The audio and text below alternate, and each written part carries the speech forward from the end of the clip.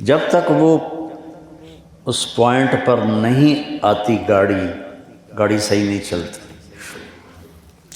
ایک دفعہ میں جا رہا تھا پاناما، تو جمعہ کا دن تھا، میں سورۃ کہف کی تلاوت کر رہا تھا، تو آ گیا وَلْيَتَلَطَّفْ نصف القرآن۔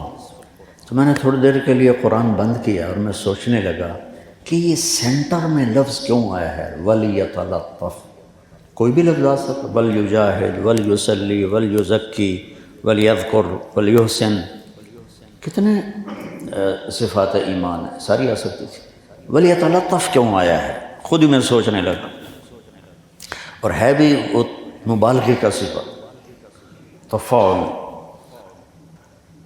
تو پھر مجھے ایک بات سمجھ میں آئی کہ جیسے گاڑی کا سینٹر پوائنٹ ہوتا ہے، یہ وَلْيَتَلَطَّفْ قرآن کا سینٹر پوائنٹ ہے، کہ اگر آپ کا دل نرم ہوگا تو آپ کی زندگی قرآن سے میچ کھا جائے گی۔ اگر میرے آپ کے مزاج میں سختی ہوگی تو ہم شریعت پہ پورا نہیں چل سکے۔ مزاج شریعت نرمی، درگزر، ستر پوش۔ ماعز اسلمی سامنے کہہ رہے ہیں زنئی تو آپ کہہ رہے ہیں ما زنیت لعلک قبلت، پھر ادھر آئے زنیت، آپ نے منہ ادھر پھیر لیا، زنیت یا رسول اللہ طہرنی، آپ نے کہا لعلک قبلت ما زنیت، پھر وہ ادھر منہ کر لیا آپ نے، تو ادھر آئے کہ یا رسول اللہ زنیت، آپ نے کہا ما زنیت لعلک قبلت۔ یہ ہے مزاج شریعت کہ جو اقبال جرم کر رہا ہے اس کو بھی چھپاؤ۔ جب وہ 4 دفعہ کہہ چکا، شرعی تقاضا پورا ہو گیا، تو اب آپ نے ایک اور طریقہ اختیار کیا، آپ نے فرمایا اب ہی جنون، یہ بھائی پاگل تو نہیں؟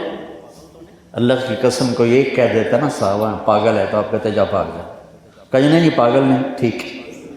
جب یہ ترتیب نہیں چلی ترکیب، تو آپ نے دوسری ترکیب چلائی، اہو سکران، دیکھو کہیں شراب تو نہیں پی ہوئی، نشے میں ہو۔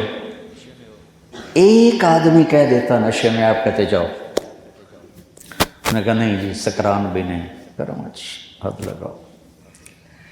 تو یہ گئے تھے پہلے حضرت ابوبکر کے پاس رضی اللہ تعالیٰ عنہ، تو انہوں نے فرمایا اللہ نے پردہ ڈالا ہے، چھپ کر توبہ کر، پر اندر آگ لگی ہوئی تھی۔ پھر گئے حضرت عمر کے پاس، انہوں نے فرمایا اللہ نے پردہ ڈالا ہے، چپ کرو توبہ کرو، لیکن اندر کی آگ ایسی بڑھ گئی۔ یہ ثابت بن حزال انصاری صحابی ہیں، ان کے پاس گئے، تو انہوں نے فرمایا کہ اللہ کے نبی کے پاس چلے جاؤ۔ جب حد لگ گئی تو آپ نے ثابت بن حزال سے فرمایا لو سترتہ بثوبک، کاش تو اسے اپنی سطر کی چادر میں چھپا لیتا اور میرے پاس نہ لے کے آتا۔ یہ مزاج شریعت۔ وَلْيَتَلَطَّفْ، یہ لطف اپنے اندر بیٹا پیدا کرو، اپنے مزاجوں میں نرمی پیدا کرو۔ مولویاں باشد کے چپ نہ شود، نہیں، مولویاں باشد کے چپ شود۔ وَلَمَنْ صَبَرَ وَغَفَرَ إِنَّ ذَلِكَ لَمِنْ عَزْمِ الْأُمُورِ۔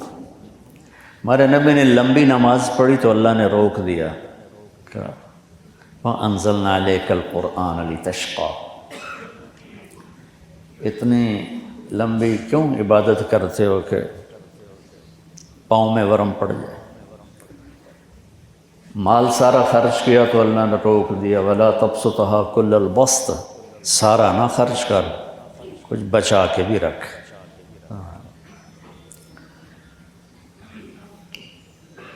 آپ نے تبلیغ میں زور دکھایا تو اللہ نے کہا فَلَا تَذْهَبْ نَفْسُكَ عَلَيْهِمْ حَسَرَاتٍ، میرے نبی تبلیغ کر آہیں بھر بھر کے مر نہ جا، تیرا کام پہنچانا ہے، لَسَّ عَلَيْهِمْ بِمُصَيْطِرٍ۔ ہاں تسلی والی آیات کو جمع کیا تھا، تو اب تو وہ یاد ہی نہیں ہے، بس یہی فَلَا تَذْهَبْ نَفْسُكَ عَلَيْهِمْ حَسَرَاتٍ، لعلک باخع نفسک الا یکونوا مؤمنین لعلک باخع نفسک علی آثارہم ان لم یؤمنوا بہذا الحدیث اسفا لست علیہم بمسیطر ما انت علیہم بجبار ما انت علیہم بوکیل، جو ابھی اچانک یاد آ گئی، باقی بہت ساری تھی۔ تسلی، میرے نبی تبلیغ کر، دکھ نہ اٹھا، ٹھیک ہو گیا۔ تبلیغ بہت بڑا کام، میری ساری زندگی اس میں گزر گئی۔ اللہ نے کہا اعتدال سے چلو، اعتدال سے چلو۔ جب آئی اخلاق کی باری، تبلیغ اعتدال، نماز اعتدال، خرچ اعتدال۔ جب آئی اخلاق کی باری اور آپ نے اپنے اخلاق اچھے دکھائے تو اللہ نے اس پر شاباش دی، قسم اٹھائی۔ سب سے قیمتی چیز نون والقلم، کائنات کی سب سے قیمتی چیز قلم ہے، جس سے علم نکلتا ہے۔ لکھتا سیاہی میں ہے، نکلتا نور ہے اس سے۔ نون والقلم وما یسطرون ما انت بنعمت ربک بمجنون وان لک لاجرا غیر ممنون وانک ل پڑھو سبحان۔ یہ ان کا لا، ان اور لام بھی قسم بن جاتے ہیں، تو میں اس کا ترجمہ یوں کرتا ہوں، میرے محبوب شاباش، کیا کہنے آپ کے اخلاق، کیونکہ ذو خلق نہیں فرمایا۔ ذو خلق ہوتا ہے بے اخلاق والا ہے۔ اعلیٰ، ایک کتاب تھی شرمیت، اعلیٰ للاستعلاء، وہ میں نے یاد کی تھی، اب تو بھول گئی۔ اعلیٰ للاستعلاء، تو میرے اللہ کہہ رہے ہیں کہ میرے محبوب آپ اتنے بلند ہو گئے ہیں کہ اخلاق آپ کے تابع ہو گئے، آپ اخلاق پہ چھا گئے ہیں۔ اس میں نہیں کہا کہ تھوڑا کمی کر، تھوڑا اکھوی دکھائی کر، کہا نہیں، وَاصْبِرْ عَلَىٰ مَا يَقُولُونَ، عَلَىٰ وَاصْبِرْ عَلَىٰ، یہ جواب ہے آپ بچوں کو۔ کہتے ہیں جی کب تک صبر کریں، یہ ہو گیا وہ ہو گیا، کب تک صبر کریں، ہاتھ پہ ہاتھ دھر کے بیٹھے رہیں۔ تو میرا اللہ کہہ رہا ہے یہ یوں سمجھو، یہ ہے یقولون، کون؟ کفار جو کہتے ہیں، اور یہ ہے عَلَىٰ۔ اب چھپ گیا نا اس میں، تو اللہ تعالیٰ کہہ رہا ہے میرے محبوب جو کچھ وہ تکلیف پہنچا رہے ہیں عَلَىٰ، اس پہ آپ چھا جائیں اپنے صبر کے ساتھ، اور کیا کریں؟ وَاهْجُرْهُمْ حَجْرًا جَمِيلًا فَصَبْرٌ جَمِيلٌ فَاصْبِرْ صَبْرًا جَمِيلًا، 3 دفعہ قرآن میں جمیل۔ میرے محبوب آپ نے ان کو کوئی جواب نہیں دینا، حجراً جمیلا، یہ تم آپ کو گالیاں دیں گے آپ نے جواب نہیں دینا، یا آپ کو برا بھلا کہیں گے آپ نے جواب نہیں دینا، یا آپ سے بدتمیزی کریں گے آپ نے جواب نہیں دینا، آپ نے اپنے جمال کو باقی رکھنا، جمال کو باقی رکھنا۔ پھر ایک اور سنو، وَلَقَدْ نَعْلَمُ أَنَّكَ يَضِيقُ صَدْرُكَ، آپ کا سینہ تنگ پڑ جاتا ہے۔ یہ میں اس پہ کر رہا ہوں کہ ہمارے بچے کہتے ہیں، ہمارے مدرسے کے بھی بچے، کب تک صبر کریں گے، کب تک بیٹھے رہیں گے؟ وَلَقَدْ نَعْلَمُ أَنَّكَ يَضِيقُ صَدْرُكَ بِمَا يَقُولُونَ، ٹھیک ہو گیا؟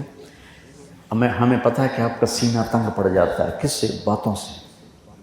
باتیں ایسی بلا ہیں کہ سینہ چیر، نبی کا سینہ چیر دیا۔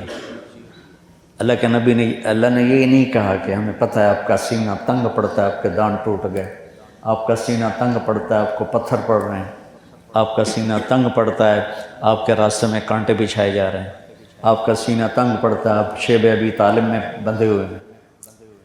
بما یقولون، کڑوی بات ایسی بلا ہے میرے بچوں،